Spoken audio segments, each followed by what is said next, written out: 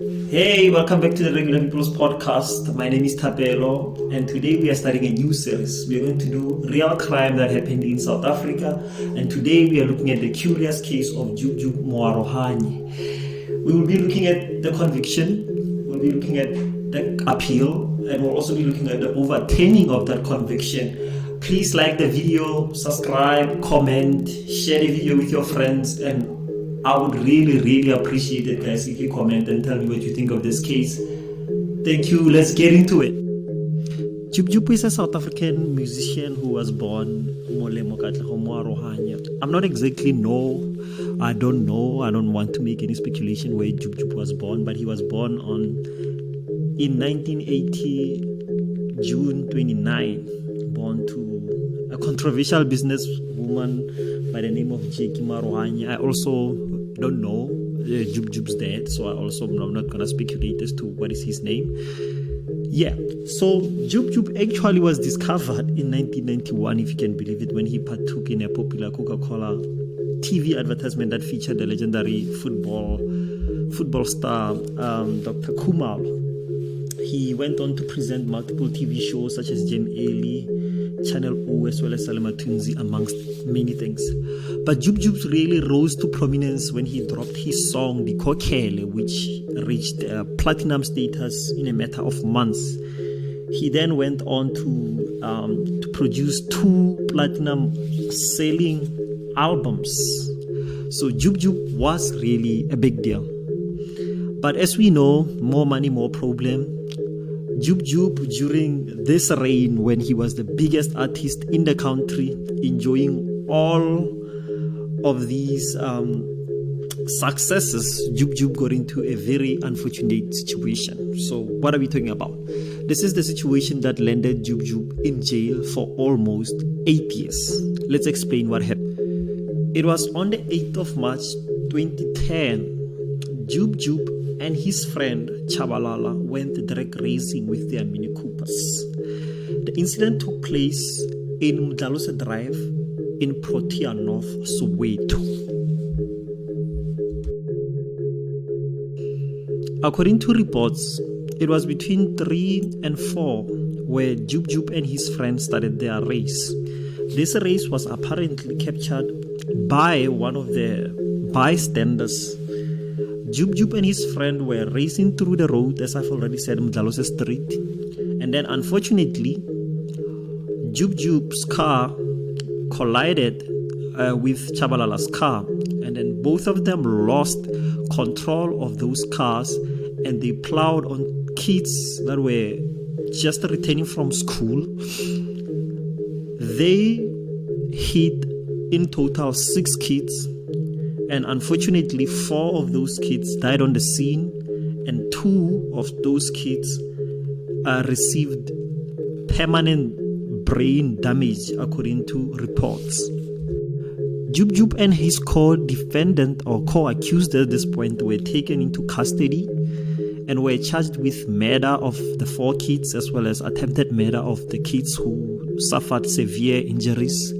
And they were also charged with various road traffic violations, which included obviously drinking under the influence. This was discovered after the state had run numerous charges on their urine, where it was found that Chabalala had alcohol in his system, as well as a number of drugs, which included cocaine, as well as codeine. This was also true for Jub, but in fact in Jub's urine they didn't find any alcohol, but they found that he had been using cocaine. So the state proceeded to charge them, and the trial began. So the trial begins, and obviously the state has a very good case against the 2 accused, namely Moarohanye as well as Chabalala. The state obviously has the urine samples that will prove that the drivers were not only reckless, but they were under the influence of drugs and alcohol in contravention with the national traffic regulations. Also, the state had the video that was taken by the bystander that shows that the two defendants were in fact partaking in a drag race using their Mini Coopers. But the state went further to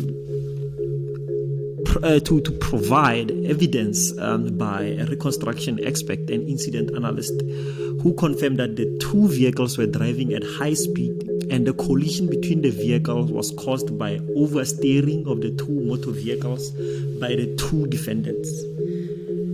So the state had a very, very, very strong case. In fact, the reconstruction expert as well as the accident analyst also confirmed that they were traveling at between 109 kilometers per hour and 115 kilometers an hour in a 60 kilometers an hour limit. So they were way over the limit. So the state produced all of this, and obviously and Tshabalala argued that the cell phone evidence should not be accepted as it was compromised. They argued that the urine samples were tampered with and as a result should also not be accepted into evidence.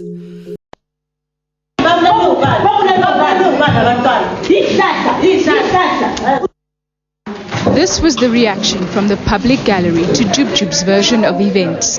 He and Themba Tshabalala face 4 counts of murder and 2 of attempted murder. The state claimed their drug-fueled drag race ended when they crashed into a crowd of schoolboys, killing 4 of them.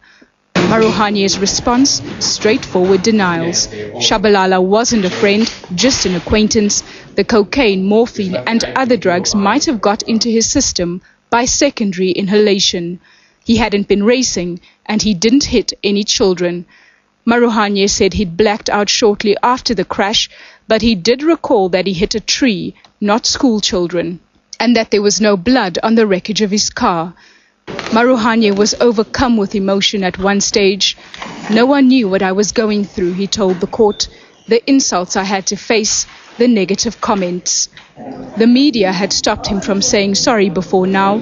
Maruhanye offered his condolences, but they were thrown back in his face. His cross-examination continues on Tuesday. Valdi Carlson, SABC News, Soweto. Judge, at the end of the day, found that both the sample was not compromised to a point where it would affect the results, and the cell phone footage was not compromised at all. Jub Jub and his co-accused Tshabalala were found guilty of murder and 2 counts of attempted murder and were sentenced 25 years in jail, which is the maximum amount of time they will spend in jail. So, in order to prove that someone has committed murder in South Africa, you have to prove intent. So it's very important for us to reflect on what the court relied on when they were making their decision to charge both the accused with murder. There is a legal principle known as dolus eventualis, and you will forgive me guys if I'm not pronouncing it correctly.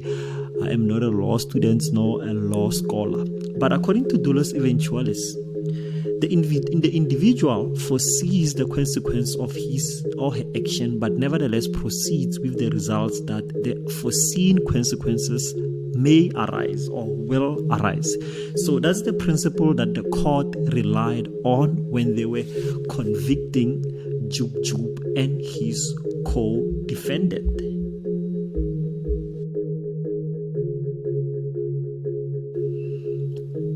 After their conviction, Jub Jub as well as his co-accused applied for leave to appeal.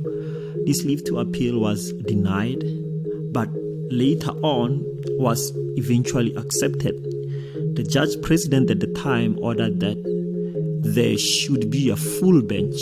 So instead of having one judge, there should be 2 judges to oversee the appeal of Jub Jub and Tshabalala's application. Interestingly enough, before even the appeal could, or the arguments of the appeal may start, lawyers of Jub Jub conceded to the fact that Jub was indeed under the influence of alcohol. And this will be important for everyone to understand when I get to the end.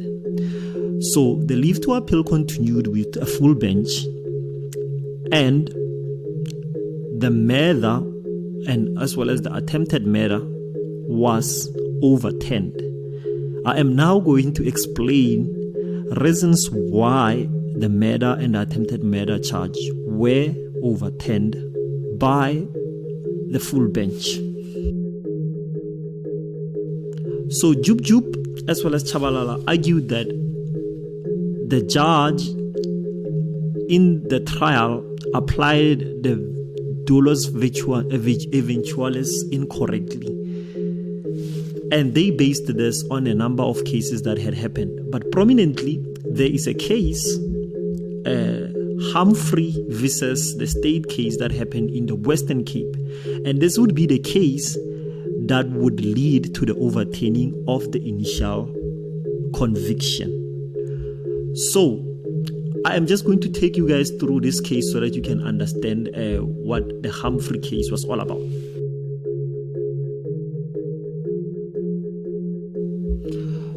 So the facts of the Humphrey case are as follows. Jacob Humphrey operated a shuttle service for school children.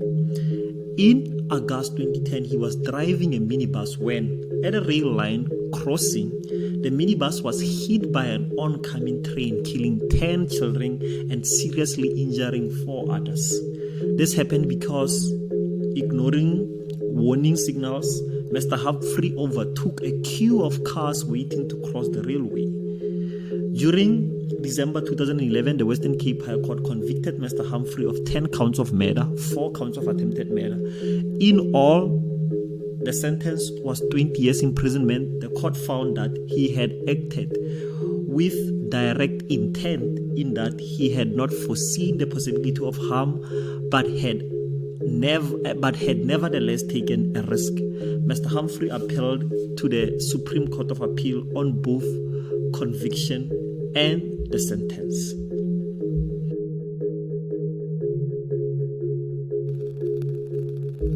So for us to better understand both the conviction of Mr. Humphrey and obviously later on Jub, we need to understand how dolus eventualis is applied.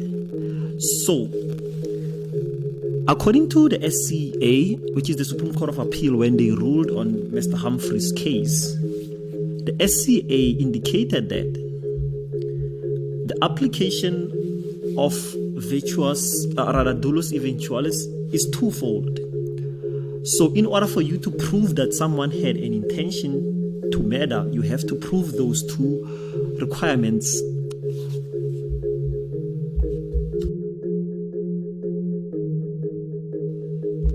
So, according to the SCA, the test of dolus eventualis is twofold, as I've already said. So, firstly, did the individual subjectively foresee the possibility of the consequence of his or her action? In the case of Mr. Humphreys, the death of the children. And secondly, did he or she reconcile him or herself with the possibility? So those are the two elements that needs to be proven. So on the first element, the Supreme Court of Appeal found against Mr. Humphrey, confirming the judgment of the court that convicted him. The SCA agreed with the court and found that no person in his right mind can avoid recognition of the possibility that a collision between a motor vehicle and a train may have fatal consequences for the passenger.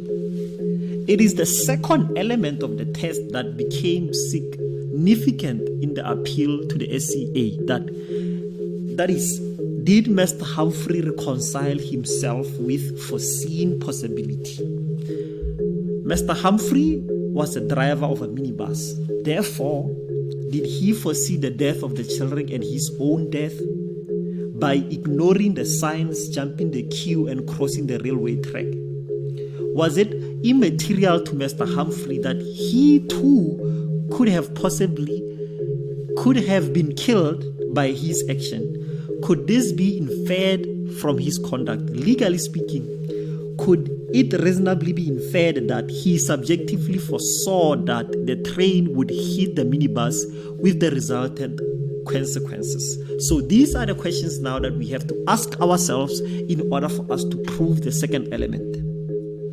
The Supreme Court of Appeal concluded that no such inference could be drawn from the facts. To do so would be tantamount to a finding that Mr. Humphrey had taken his own death into bargain or must have been indifferent as to whether he would live or die. The SCA found that Mr. Humphrey did not contemplate his death or the death of the children. He had not therefore reconciled himself with the fact that a collision with the train was inevitable. So that's what the Supreme Court of Appeal had concluded on the second element of dolus eventualis. So to recap, as I've already said, there are two things that you must prove in order for you to prove dolus eventualis. Did the individual, or rather is the individual at the time of committing the act aware of the possible consequences that may result from their actions? Are you aware that you doing this wrong thing can or has a potential of resulting in someone's death or injury? And also, are you able to reconcile those facts with yourself and also accept the consequences of such actions that will result from that illegal act that you are doing? So that's the Humphreys case. As I've already said, Jub's lawyers were extremely careful to say, yes, Jub was intoxicated. So why is that important? So if someone is drunk, right, which is what the state is arguing and has actually proven in court that Jub was essentially incapacitated, you cannot argue then that someone is aware or has the ability to be aware of the consequences of their illegal actions, which in this case was the racing. Jub was not aware at the time of the race that this race might result in actually killing the kids.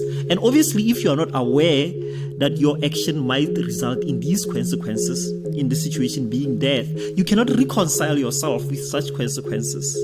So, dolus eventualis was incorrectly applied in the Jub and Chabalala case, and that's why their conviction was then overturned by the full bench, because not only one element but two of them were not met, and as a result, Jub could then overturn his conviction. The court then subsequently found that Jub was, however, culpable for his actions, and they charged him with culpable homicide as he showed gross negligence in participating in a drag race that resulted in the murder of 4 young school kids and obviously injuring 2 kids whom were severely injured and possibly have permanent brain disease. So that's the case of Jub, and that's how Jub was able to use the law to his advantage, was able to use what we call precedence in law to overturn his murder conviction. So it will be difficult moving forward to charge drunk drivers or grossly negligent drivers with murder because of these 2 cases. The only thing that they will be able to be charged with is culpable homicide, and that's all. Murder will not be something that the state is able to charge anyone who commits such actions such as drunk driving and potentially killing or injuring kids. It's obviously a sad one that involves kids. I mean, I feel bad for the families of the kids, 4 kids that lost their lives, and obviously the 2 kids who survived but unfortunately have life-changing injuries. Jub is welcomed back into society and has a thriving career. Now, hip-hop Musician Molemo Jub Morokhanye has been released on parole. He was convicted of murder and attempted murder following a 2010 drag racing incident that claimed the lives of 4 school children and injured 2. In 2014, their murder conviction was overturned. Morokhanye and his accomplice Themba Chabalala were convicted on 4 counts of murder and 2 of attempted murder following the incident in Soweto in March 2010. They had been drag racing when they plowed into a group of students and was alleged to be drunk and high at the time. The South Gauteng High Court later ordered the charges to be reduced to culpable homicide instead. Their 25-year sentence was reduced to a 10-year sentence with 2 years suspended. It left them with 6 years behind bars. Was justice really served on this case? Let me know what you guys think. Like I said, I will be doing this weekly, so tell me if you have any case that you want me to cover. My name is Thapelo. Please like the video, subscribe, comment, guys. Comment, that's all I need from you. Please comment. Thank you.